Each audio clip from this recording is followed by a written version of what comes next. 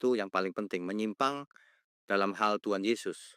Oh baik, Nah, lalu saya keluar, lahirlah gereja mula-mula, GMM.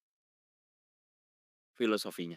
Sobat Viral Kristen, Pendeta Wignio Tanto dan Pendeta Erastus Sabdono adalah dua pendeta besar khususnya di kalangan Sinode GSKI, akan tetapi di tahun 2025 lalu Pendeta Wignio Tanto memutuskan hengkang dari Sinode GSKI yang telah membesarkan namanya.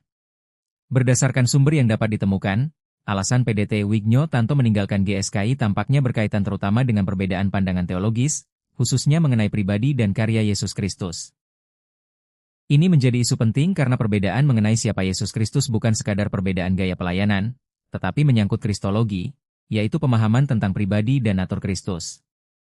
Bahkan dalam sebuah video, Pendeta Wignio Tanto mengakui jika ajaran GSKI khususnya Pendeta Erastus Sabdono tentang Yesus sudah menyimpang atau sesat. Berikut ini pengakuan Pendeta Wignio Tanto akan kesesatan ajaran Erastus Sabdono, tapi sebelumnya jangan lupa untuk subscribe channel Viral Kristen ini agar kamu terus mendapatkan berita viral soal dunia kekristenan. Gereja mula-mula. Ya, ini yang dari tadi sebenarnya saya pengen bahas. Kenapa kok Pak Winyo lalu kemudian menjadikan ini sebagai, saya menduga nih ini adalah bentuk idealisme dari apa yang Pak Winyo pikirkan. Ya, Tentang gereja. ya benar, Betul begitu? betul.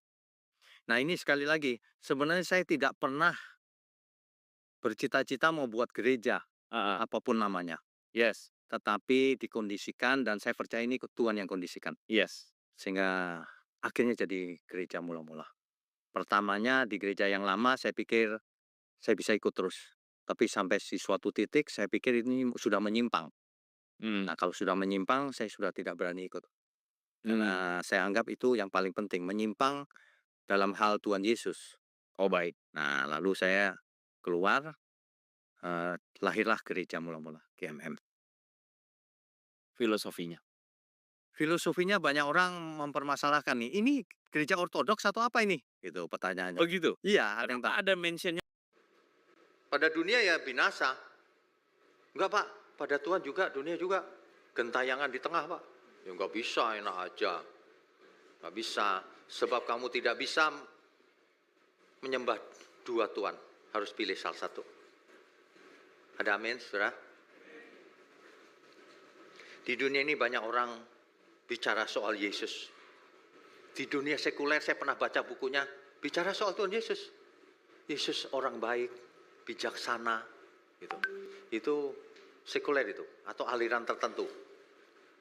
Di agama lain juga disebut-sebut adanya Yesus. Di tulisan filsuf disebut juga. Di tulisan orang Yahudi yang sangat terkenal, sejarawan Yosefus, disebut juga Yesus. Di gereja-gereja disebut semua ada Yesus. Tapi masalahnya Yesus yang mana? Yang kau ceritakan itu, yang kau percaya itu. Itu yang penting. Sebab Yesus banyak. Di Filipina banyak orang namanya Yesus, Pak. Yesus itu yang kau percaya. Nah, artinya pribadi penting. Jangan anggap enggak apa-apalah gitu. Sebab ada orang ngomong sama saya gini, saya sih nggak peduli kok, Yesus turun dari surga, mau dari samping, mau dari kiri, mau dari kanan. Waduh, berani ya. Berani ya. Itu kalau orang udah sesat itu pikirannya begitu.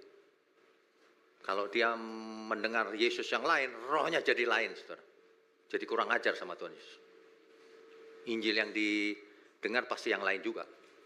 Itu berdampak loh. Jangan bilang nggak penting, doktrin nggak penting. Yang penting buat baik. Oh nanti dulu, orang dunia juga bisa buat baik. Kalau cuman baik toh. Tapi kamu menyembah siapa? Sebab itu menentukan roh siapa yang ada dalam diri kita. Hati-hati loh. Si setan tidak keberatan orang jadi Kristen. Nggak keberatan. Tapi bukan Kristen yang benar. Mungkin baik nggak apa-apa. Nggak apa-apa setan. Kau baik-baik aja. Tapi tidak mengerti siapa Tuhan Yesus yang sebenarnya. Yesus yang lain. Ada suatu beberapa aliran di masa lalu. Dari zaman ke zaman. Intinya, dia menceritakan Yesus yang lain. Ya, ini cerita tentang yang sesi 1 tadi sedikit ya. Nanti diikuti online. Tuhan Yesus itu kan Kita tahu 2000 tahun yang lalu dia turun menjadi manusia sama seperti kita. Itu pribadi Tuhan Yesus itu yang maha tinggi mengosongkan diri, mengambil rupa seorang hamba, menjadi manusia sama seperti kita, yang dalam segala hal disamakan dengan manusia. Dalam hidup kudusnya disamakan. Kalau mau hidup kudus, berusaha hidup kudus. Firman Tuhan berkata begini, meskipun ia adalah anak, ia belajar taat. Bahkan sampai mati di kayu salib, belajar dia. Ia berdoa dengan ratap tangis dan air mata. Mempersembahkan doanya kepada siapa? Bapaknya.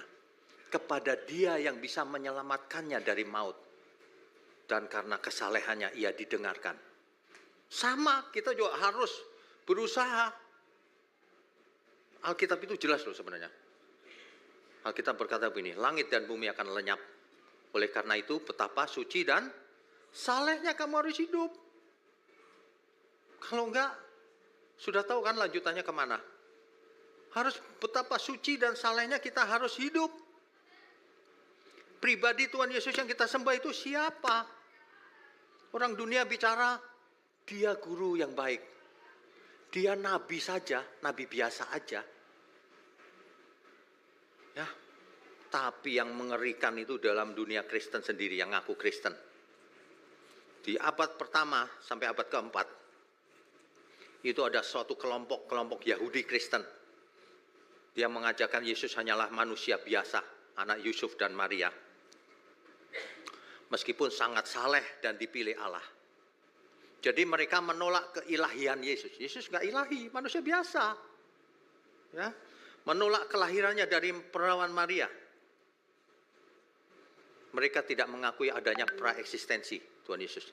Praeksistensi itu maksudnya Tuhan Yesus sudah ada di surga bersama Bapa, turun ke bumi. Nggak mengakui, Yesus nggak ada, nggak pernah ada.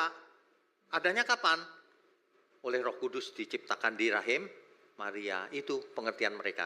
Itu namanya ebionit, abad 1 sampai abad 4.